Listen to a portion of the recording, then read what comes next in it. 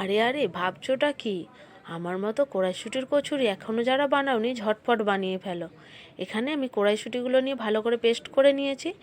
আর এখানে কড়াইতে কিছুটা সাদা তেল দিয়ে 1 চামচের মতো দিয়ে দিয়েছি হিং। আর দিয়ে দেবো 1 চামচের মতো আদা বাটা। দিয়ে আদাটা ভালো করে ভেজে নিয়ে ধনে জিরে ও অল্প একটু গরম মশলা দিয়ে মশলাটা ভেজে নেব। এরপর একটুখানি কাঁচা লঙ্কা বাটা দেবো। স্বাদের জন্য দিয়ে দেবো চিনি। দিয়ে ভালো করে ভেজে নেব। এরপর বেটে রাখা কড়াইশুঁটিগুলো দিয়ে আমি ভালো করে নেড়েচেড়ে ভেজে নেব। এরপর স্বাদ মতো দিয়ে দেব নুন। কিছুক্ষণ নাড়াচাড়ার পর এর মধ্যে দিয়ে দিলাম 3 থেকে 4 চামচের মতো ছোলার ছাতু। দিয়ে কিছুক্ষণ নেড়েচেড়ে নিয়ে আমি নামিয়ে নেব। আর ওখানেও ময়দাটা আমি আগে থেকেই মাখিয়ে রেখেছিলাম।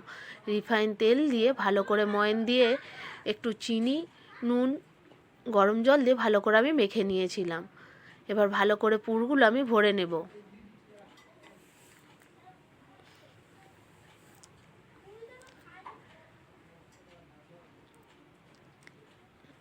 এরপর একটা একটা করে আমি সবগুলো কচুরি বেলে নেব। বেলে নিয়ে ফাটাফাট গরম তেলের মধ্যে দিয়ে ভালো করে ভেজে নেব। এখানে পুরো রেডি গরম গরম কচুরি। তোমরা তোমাদের মতো করে আলুর দম, ঘুগনি যেটা পারো সেটা দিয়ে ফাটাফাট এখন পরিবেশন করে ফেলো। এখানে রাত্রিরও হয়ে গেছে বেশি, আর আমার দেরিও হয়ে গেছে, তাই তাড়াতাড়ি করেই আমায় করতে হবে। আর আমায় অবশ্যই জানিও আমার এই কচুরির রেসিপি তোমাদের কাছে কেমন লাগলো। দেখো, একটা তোমাদের কাছে কেটে দেখাচ্ছি কতটা নরম তুলতুলে হয়েছে।